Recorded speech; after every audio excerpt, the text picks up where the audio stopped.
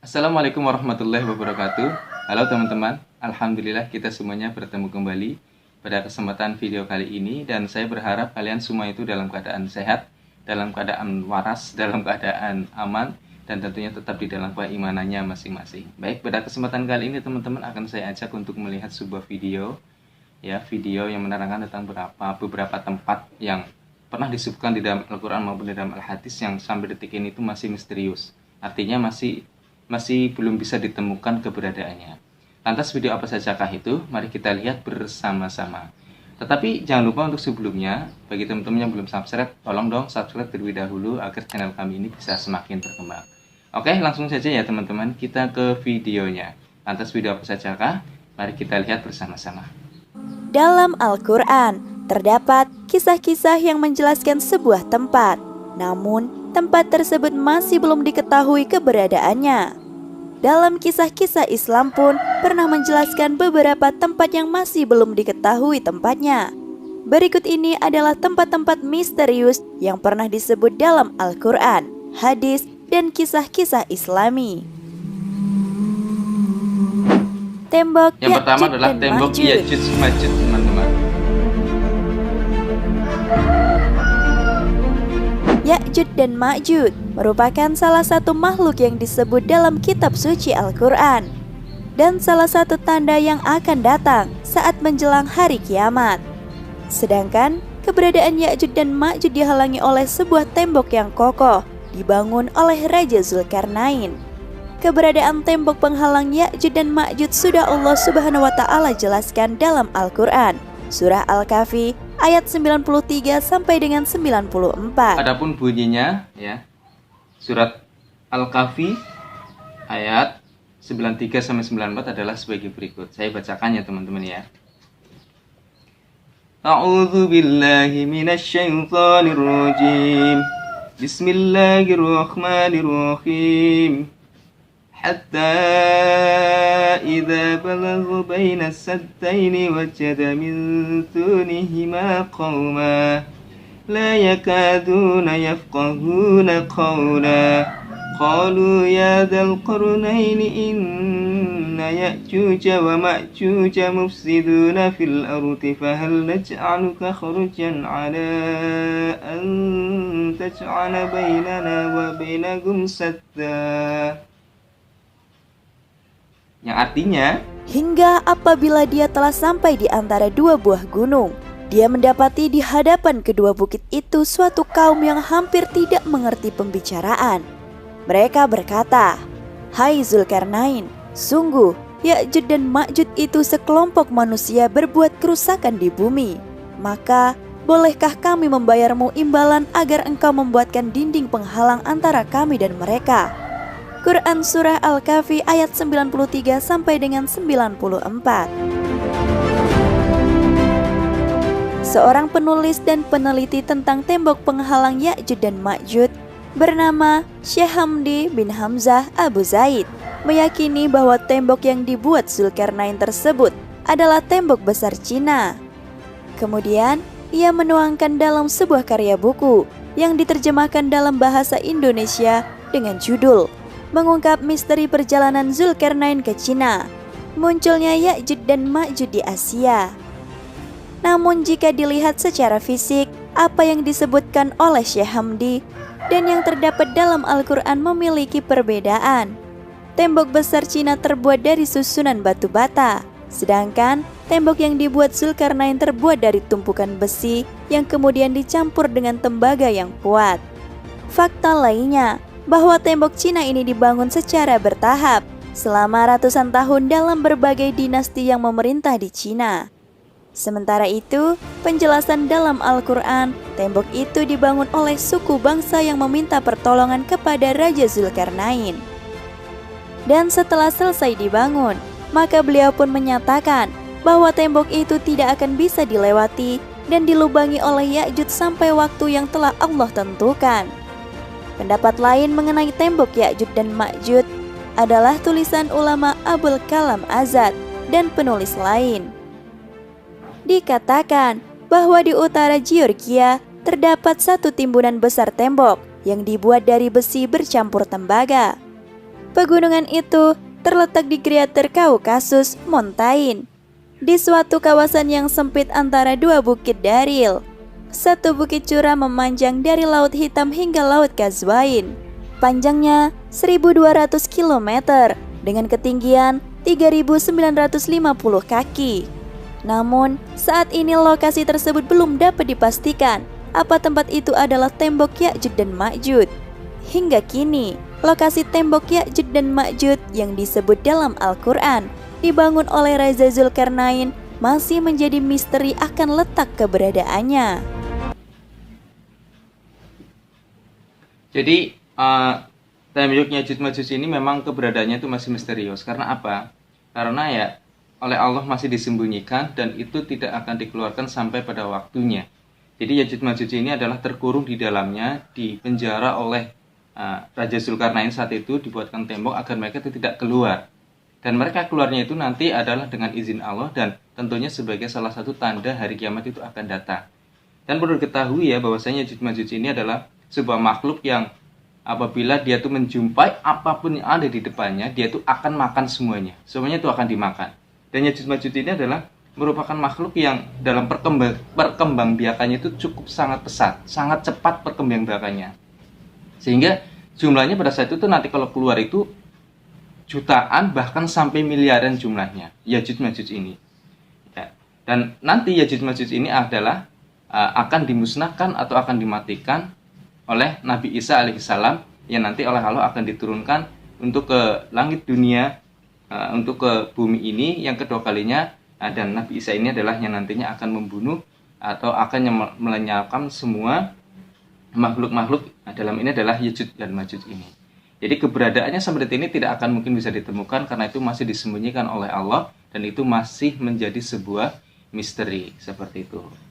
Oke, kita lanjut di video berikutnya ya teman-teman ya. Yang keduanya adalah kerajaan Nabi Sulaiman yang saat ini masih misterius ya kan. Seperti yang dijelaskan dalam Al-Quran, bahwa Sulaiman adalah raja dari segala makhluk. Bukan hanya manusia, tetapi hewan, jin, dan setan juga tunduk pada Nabi Sulaiman.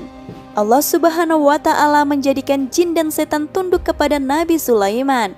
Terdapat dalam surah Al-Anbiya ayat 82. Di sini juga akan kami bacakan surat Al-Anbiya ayat 82. A'udzu billahi minasy syaithanir rajim. Bismillahirrahmanirrahim. Wa minasy syayatini man yahusuna lahu wa ya'maluna 'amalan duna dzalik wa kunna lahum hafizin. Yang artinya, dan kami tundukkan pula kepada Sulaiman segolongan setan-setan yang menyelam ke dalam laut untuknya, dan mereka mengerjakan pekerjaan selain itu, dan kami yang memelihara mereka itu. Quran Surah Al-Anbiya ayat 82. Istana Nabi Sulaiman disebut Solomon Temple dalam literatur bangsa Yahudi. Saat ini, keberadaan Istana Sulaiman sudah tidak ada karena runtuh, kecuali hanya tembok sebelah barat yang tersisa dari bangunan kuil atau istana yang masih berdiri. Oleh orang Yahudi, sisa bangunan kuil itu dinamakan dengan tembok ratapan.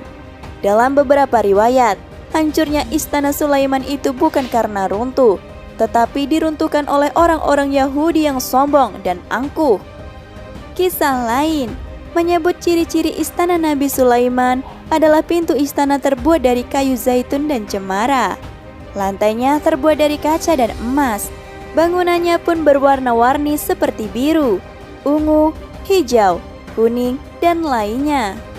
Dalam versi Yahudi disebutkan biru mewakili langit, sedangkan merah mewakili bumi.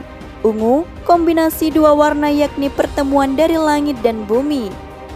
Konon, di lingkungan istana terdapat bangunan lain seperti gapura di sebelah barat daya. Juga istana ini memiliki 32 pilar di pintu gerbangnya. Beberapa meyakini fondasi kuil Sulaiman kini berada di Masjid Al-Aqsa. Namun, karena sudah roboh, kuil ini tidak bisa dibangun kembali.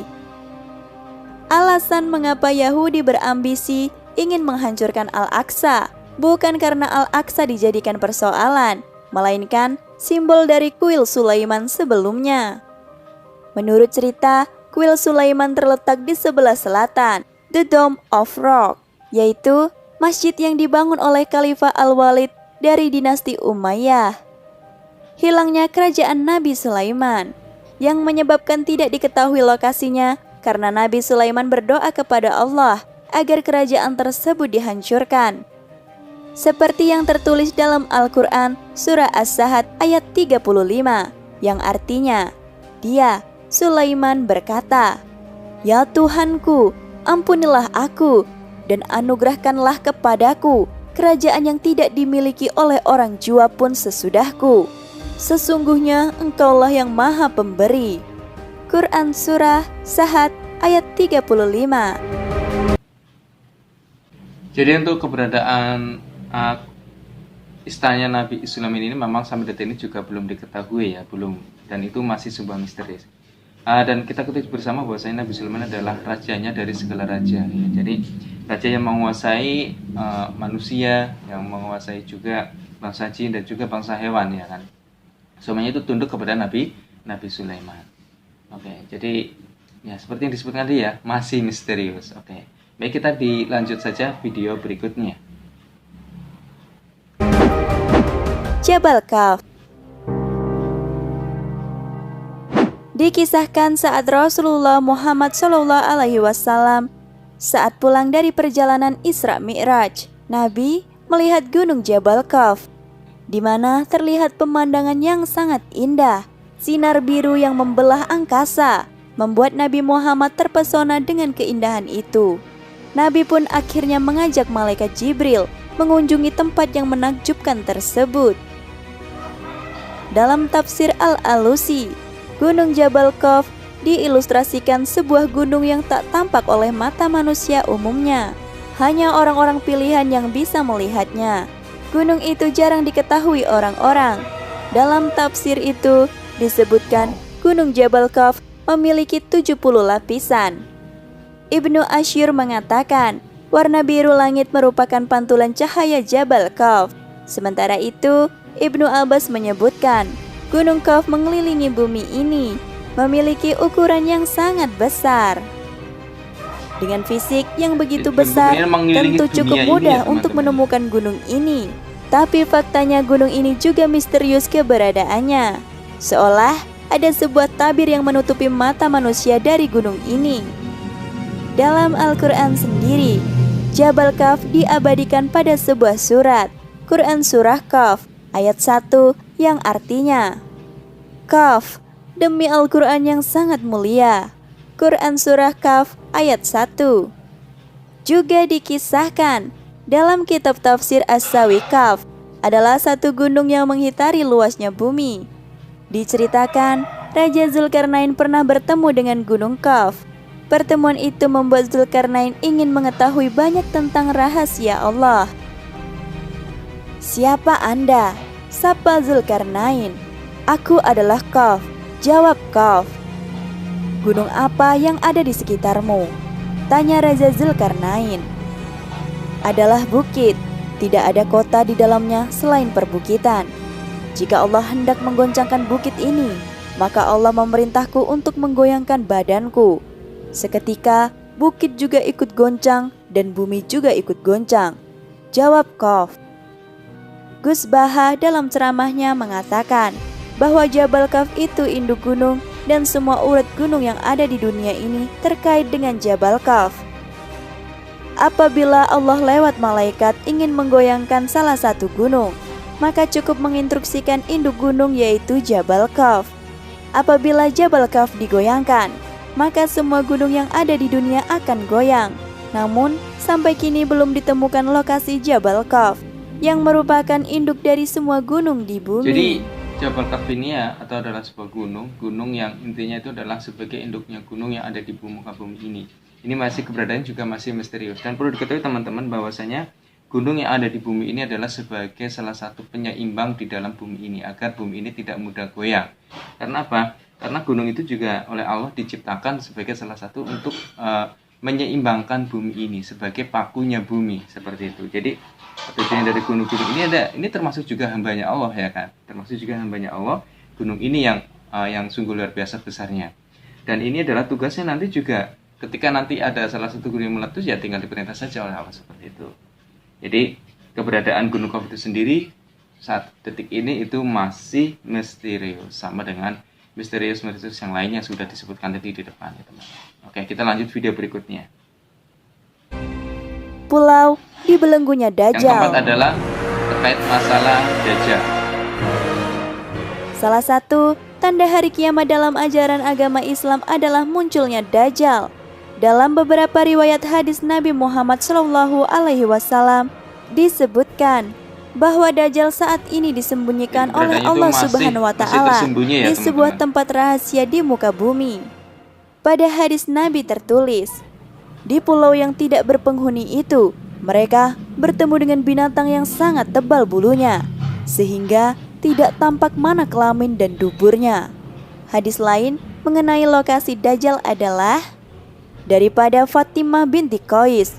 Rasulullah SAW bersabda, "Ketahuilah bahwa ia, Dajjal, sedang berada di Laut Syam atau Laut di Yaman. Tidak, bahkan ia akan muncul dari arah timur. Itulah arahnya. Dari arah timur, itulah tempat kemunculannya. Dari arah timur, itulah tempat kemunculannya."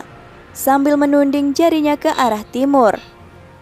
Ada beberapa pendapat yang mengatakan jika Dajjal dikurung di pulau bernama Socotra yang terletak di Samudra Hindia.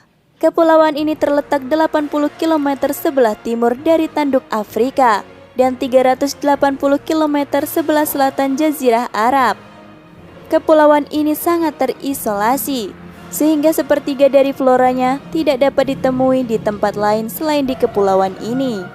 Ada pula yang berpendapat bahwa pulau itu berada di sebuah pulau di Laut Syam. Tamim Ad-Dari, sahabat Nabi yang telah memeluk Islam dan sebelumnya merupakan pendeta Nasrani, memiliki sebuah kisah terkait kemunculan sosok Dajjal. Mereka pernah terdampar di sebuah pulau yang berada di Laut Syam, yaitu Laut Arab. Ketika terdampar di pulau itu, mereka menjumpai sosok berambut lebat yang bisa berbicara dan menyebut dirinya sebagai Al-Jassasah. Tamim beserta rombongannya kemudian diperintah oleh Al-Jassasah untuk memasuki sebuah biara. Di dalam biara ini ada sosok yang begitu mengerikan. Sosok tersebut bertubuh tegap dan sangat besar. Sementara itu, kedua tangannya dibelenggu ke tengkuknya, dan di antara kedua lutut dan mata kakinya dirantai menggunakan besi.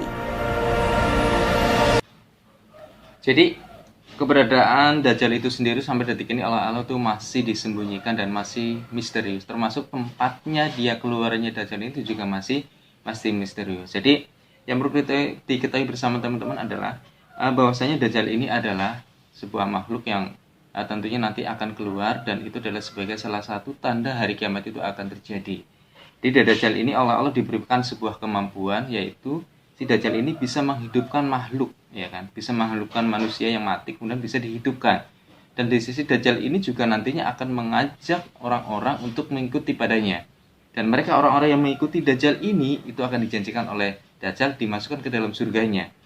Dan mereka yang menolak itu akan dimasukkan ke dalam nerakanya Dajjal. Adapun yang diketahui bersama adalah surganya Dajjal itu adalah nerakanya Allah.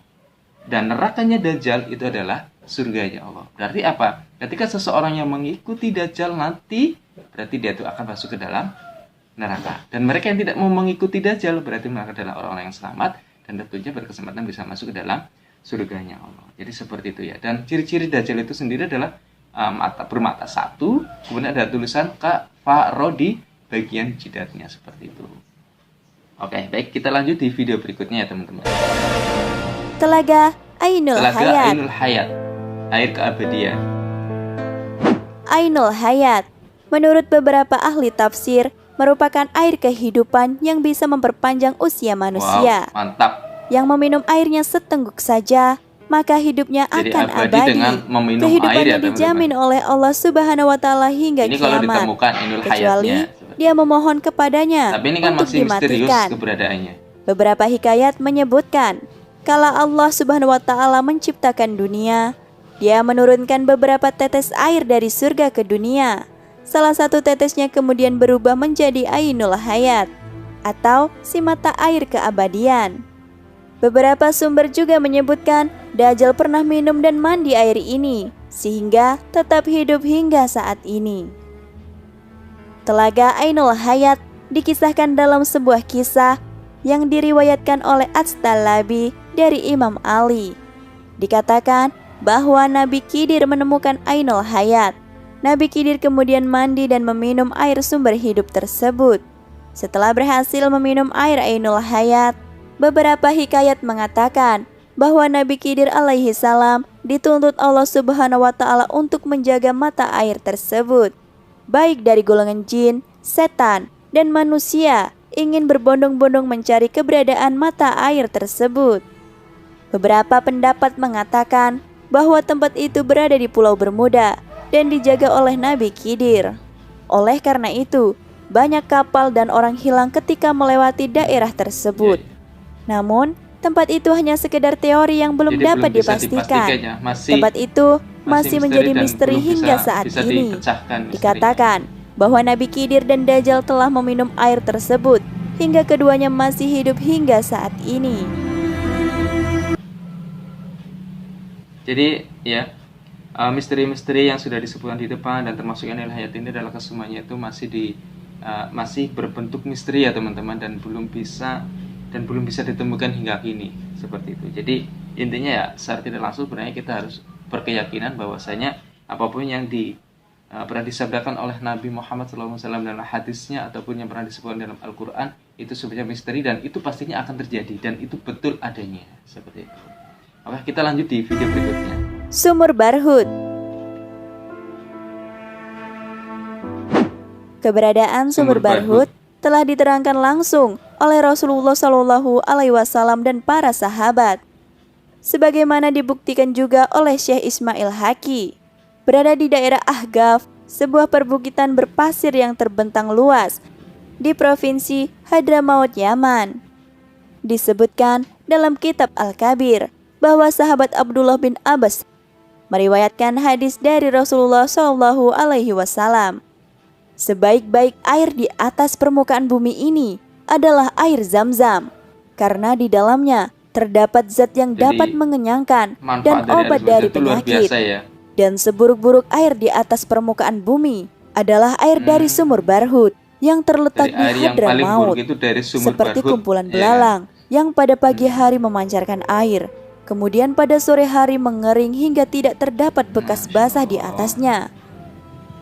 Gua Barhut yang juga dijuluki Sumur Neraka terletak di tengah gurun dekat provinsi Al-Mahra, Yaman, bagian timur.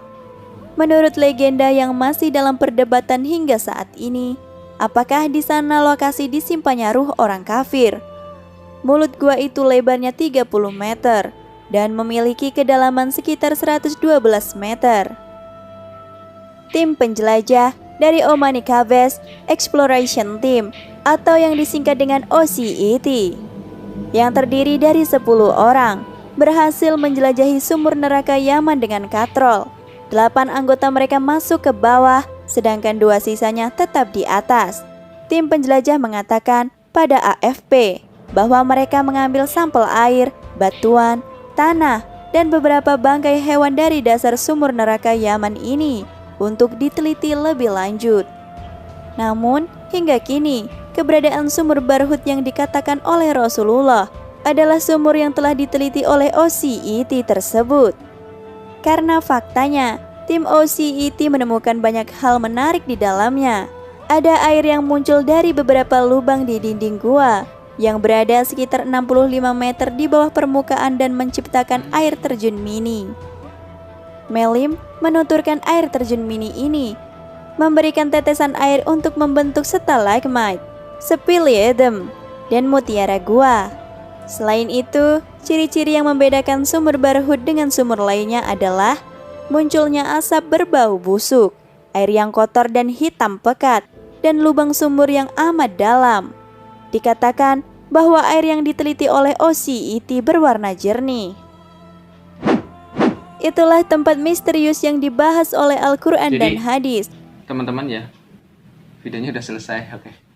Jadi intinya dari kesemua video tadi ya, sekitar ada 6 ya, itu adalah semuanya masih misterius ya. Dan kita sebagai orang iman, sebagai orang Islam tentunya adalah apapun yang sudah disebutkan di dalam Al-Quran maupun dalam Al-Hadis kita percaya saja. Kita yakini saja bahwasanya apapun yang pernah disabdakan oleh Nabi Muhammad SAW terkait akan adanya kiamat, terkait tentang akan adanya Dajjal, Ya'juj, Ma'juj dan sebagainya, itu adalah semua keberadaannya benar apa adanya. Karena apa? Karena disabdakan oleh Nabi Muhammad SAW itu adalah memang dari Allah, diilhamkan oleh Allah kepada Nabi Muhammad. Dan juga apapun yang disebutkan dalam Al-Quran itu semua pasti akan terjadi. Jadi kita yakin, kita harus meyakini hal tersebut. Sebagaimana kita meyakini setelah hari Senin itu adalah hari Selasa, kurang lebihnya sama seperti itu. Kita harus meyakini dan itu akan terjadi.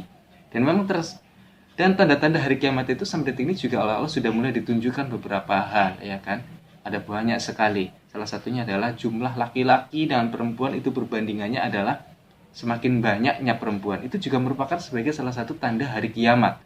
Ya kan? Dan itu juga sudah pernah disebutkan oleh Nabi Muhammad SAW. Dan nantinya di hari akhir itu nanti akan satu orang laki-laki itu akan meramut atau akan meramut pada seorang wanita sebanyak 50, dan itu adalah sebagai perebutan, laki-laki itu sebagai perebutan. Masya Allah, dan itu akan terjadi nanti di hari kiamat. Jadi kita sebagai manusia yang masih hidup ini, kita lakukan ibadah kita terbaik, ya kan, karena hakikinya kita hidup di dunia adalah untuk beribadah kepada Allah. Wa ma khalaqtul jinna wal insa illa liya'buduni. Tidak kuciptakan jin dan manusia kecuali agar mereka itu beribadah kepadaku, kepada Allah. Maka dari itu sahabat yang beriman, mari kita dekatkan diri kita kepada Allah lebih dekat, karena agar kita bisa menjadi manusia yang tentunya lebih tawakal dan tentunya menjadikan manusia yang beruntung nantinya, beruntung masuk ke dalam surganya Allah. Insya Allah demikian pada kesempatan kali ini, video pada kesempatan kali ini.